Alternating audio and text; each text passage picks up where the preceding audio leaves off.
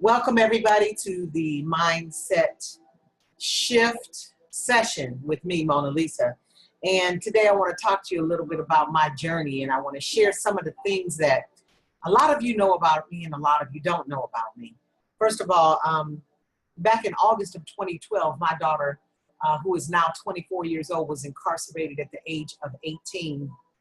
And it was, to say the least, one of the most devastating times of my entire life. But in this happening to me, I learned that I had to go through several different things to be able to pull myself out and to get myself back onto a positive journey in life.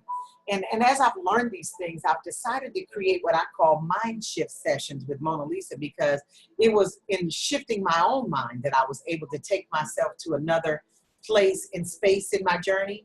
And I thought I should share those things with you. And today I wanted to share about how it was that I looked inside of myself and I began to take inventory of my life lessons and my biggest lessons at that. And I felt like in order to move on from the past and to create a future, sort of like nothing that I'd known before, I believed that it was imperative that I started to look within myself. And what I was willing to do was extract the golds from the dark and the wisdom from the wounds and the lessons from my experiences, so that my future would have a new tone, a new vibration, a new kind of passion, if you will.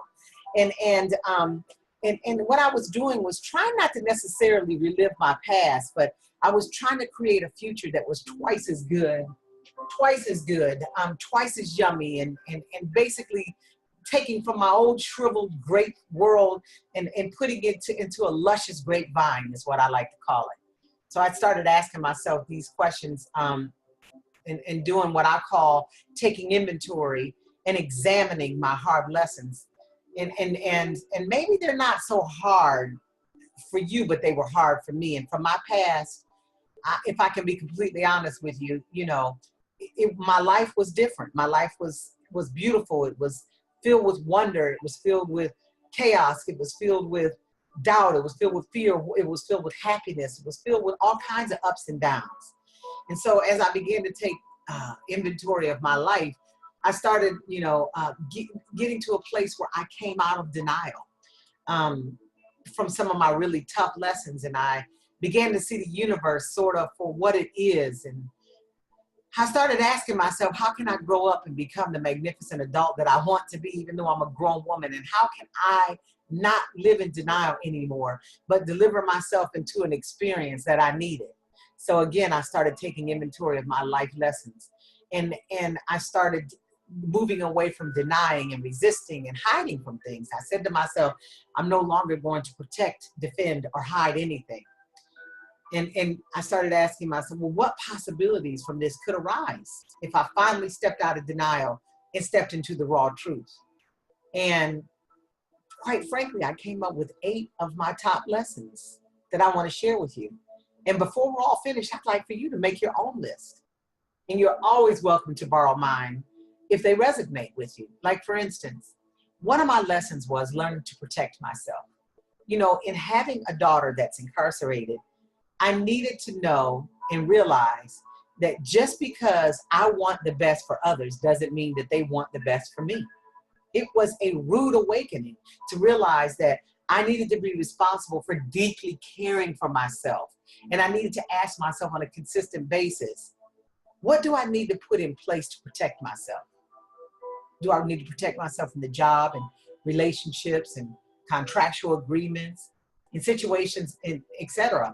I needed to protect myself and know what was healthy, what was a new boundary that I could establish for myself that would make life more lovely and less impenetrable, like a brick wall. I needed to protect myself. That was a life lesson. I learned that everybody does not want the best for me. And just because I wanted the best for them doesn't mean they wanted the best for me. That's a tough lesson, but I had to learn it. Protect myself. The next lesson I learned was no one's coming to save me. I am my own rescue. I learned that from a wonderful woman by the name of Lisa Nichols, and she shares that all over this world that, you know, we look outside ourselves for others to take care of the things that we don't want to take care of ourselves, like manage our money and eliminate our pain and like take away our loneliness and then suffer the consequences of denying our own greater capacities. If you think somebody's coming to save you, you're bound for disappointment. You have to save yourself. I realized in my life lesson that I needed to look inside of myself and find what was my own strengths and what could I do for myself to save myself from being, you know, lonely, to save myself from being sad, to save myself from feeling like, oh, woe's me. I am my own rescue. I decided that I was no longer going to suffer, that misery is a choice. And I decided that's not for me. Is it for you? Are you trying to say, or do you want someone to come save you, or do you need to save yourself? That's a tough life lesson, but you have to ask yourself that question. You can't be in denial about that. Being in denial is where I was until I came to the point that I had to be my own rescue. So then I said, well, what's another life lesson? How about, Oprah says this and I love it. When they tell you who they are, it's bound for you to listen. Are you in denial about someone in your life and waiting for them to be different than they are? I was. We're all informed about people and in so many different ways, especially through their actions, but we don't tune in and we don't trust our instincts and we refuse to minimize our intuitive feelings. And I was that person.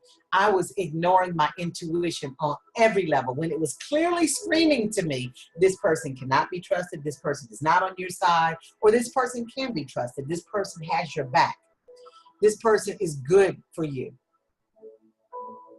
When somebody tells you who they are, listen, because as God is my witness, if you just listen, they will tell you who they are, not necessarily through their words, but in their actions. That's a tough life lesson, but you got to learn. And how about taking back your light?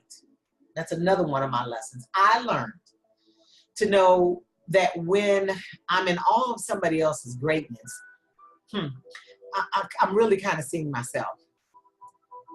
I identified what I most admired and loved about others and saw in others, and I started to nourish those qualities in myself instead of just fixating on someone else's brilliance and finding ways to develop and demonstrate what they were doing. I started to realize what it is that's within me, and I decided that I'm going to take back my light. And I'm going to walk in my greatness, and I'm going to receive who I am, and I'm going to know that who I am is who I be. And there's nothing that anyone could really stop me from being. It's my brilliance. So I can't just let my light shine out there and not even realize that it's within me as other people see it. I have to see it for myself. You know, have you ever asked yourself, who am I? Who am I? I ask myself that all the time. Who am I? What am I here for? Why was I created? And when I start to understand who I am and others see the light in me and others see the greatness in me and others see the love and the kindness and the gentleness and the meekness and the mildness, and they see the beast and they see the lion, they see the fighter, they see the person, the survivor, that's my light and that's your light. But you got to take back that light. How do you take it back? You have to not stay in awe of someone else's greatness, but see for yourself who you are. Don't compare yourself. That was a life lesson for me. Comparison is the enemy of joy. If you want to lose your joy, start comparing yourself to other people. So what was some of my other life lessons? I'm so glad you're keeping asking me. I'm so glad you're asking. Anyway, so the next one was I needed to handle my due diligence. I had become a slacker. I noticed that there were people out there who lie, cheat, steal, con, and manipulate, and take radical responsibility for what don't take any radical responsibility for what they do. But I decided I needed to do my due diligence and I needed to do the research, ask the questions, and get the information that I needed about people who were around me, both in business, in my personal life, in my friendships, and in my family. I had to stop being so innocent, so passive aggressive, so positive. But I had to become that person who is more, how do I say it? Like, not the innocent until proven guilty person anymore, which I had always been. I needed to be that person who did my due diligence and who began to find what was your action saying versus your words, and start to think you're guilty until proven innocence. I had to do my due diligence and uncover who you were before I could allow you to come in my circle. That's a life lesson. That's a tough one, but I had to learn it. How about I learned how to say no when I wanted to say no? Most of you guys out there have a very difficult time saying no. Remember that you're not just doing anybody favors when you say yes, and then you're riddled with resentment. You're basically hurting yourself because you're using your authentic voice to heal yourself from the disease to please. I say, learn to say no, because it is your authentic voice. And if you are stuck in the disease to please, it's a life lesson that you want to learn, get over, and change yourself. That's what got me to this space where now I don't have a problem sitting here talking to you guys about what it is that I need to talk to you about on any level. I can't walk in shame and guilt anymore because I can't please people. I can only please my creator, my God. If I'm doing that, then I'm doing better at learning to say no, because saying yes is only doing others favors. It's not necessarily always doing you a favor. Learn to say no when you need to say no. Pick up that inner being, that monster, that beast, that survivor, that strong person that's inside of you, and learn to say no when you need to say no. And be okay with it. Be completely okay with it, because, you know, to say yes all the time is keeping you out of balance. And a false balance is like the worst thing you could do to yourself in this lifetime. What are our life lessons? I'm taking inventory here. I'm taking inventory, and I'm sharing with you my life lessons. I'm sharing with you mine. I've got a few left I'd like to share with you. How about the fact that I identified my real friends and I kept them close? A lot of people think they're my friend out there, but they're not close to me. A lot of people know they're my friend out there, but they're close to me. And often people extend a lot of time and energy trying to make friendships work when it's actually not a great relationship. Consciously distinguish the good time friends and put your attention on the lifers. The ones, you know, who be with you through thick and thin. And if you're questioning where someone stands, simply ask them. That's what I did. I started to identify my friends and I kept them close. I figured out who were the good timers, the ones that I could just hang with and have a good time with. And then who are the lifers, who are going to stick with me through thick and thin. And I did have to start asking people, are you my friend? And if so, why do you do X, Y, Z and Team A, B? If you're not my friend, then I can tell by your actions, because your actions speak louder than your word. That's a life lesson. I'm taking inventory. Are you taking inventory of your life lessons? Because before I'm done with this, I'm going to take you into an exercise, and I'm going to ask you to go into your life lessons. If what I'm saying to you resonates with you, then let it be. How about this one? I decided I need to clean up my past. Not that my outer world was so awful and my past was so awful. I just felt like I needed my outer world to reflect my inner world. My inner world was packed tight with old grudges, resentments, old integrity issues, unfinished business, limiting beliefs, worn out fantasies, outdated dreams. And it was virtually impossible for the universe to give me the abundant life that I was waiting for. So I decided I'm going in and I'm cleaning up these limiting beliefs. I am tired of believing that I am a bad person and I have done something terribly wrong because my daughter is incarcerated. That was a limiting belief for me. I felt like my life was destroyed, that nothing else could change, that nothing would get better for me. I felt like I had resentments towards, ex-husbands, towards old friends. I held grudges towards the attorneys who helped us in our case. I held grudges towards the correctional officers, towards the wardens, towards everybody. I had fantasies that were so worn out, I can't even begin to tell you. I had outdated dreams that were never going to come to pass. And I needed to clean this thing up. And how did I do it? I basically created a new vision for myself, and I started to meditate. I don't know if you can hear this while you're on with me right now, but I'm playing meditation music because this is what helps me to get inside of my head and to get inside of your head. And it's what can help you to get inside of your own head by sitting down and starting to think about things that are life lessons, and taking inventory on them, and making note of unfinished business and incompletions in your own life that you feel are basically weighing you down or holding you back. That's what I had to do to get over the guilt and shame. I had to begin to take inventory of my life's biggest lessons and begin to stay as authentic and transparent with myself than anybody else. I did not do this to myself.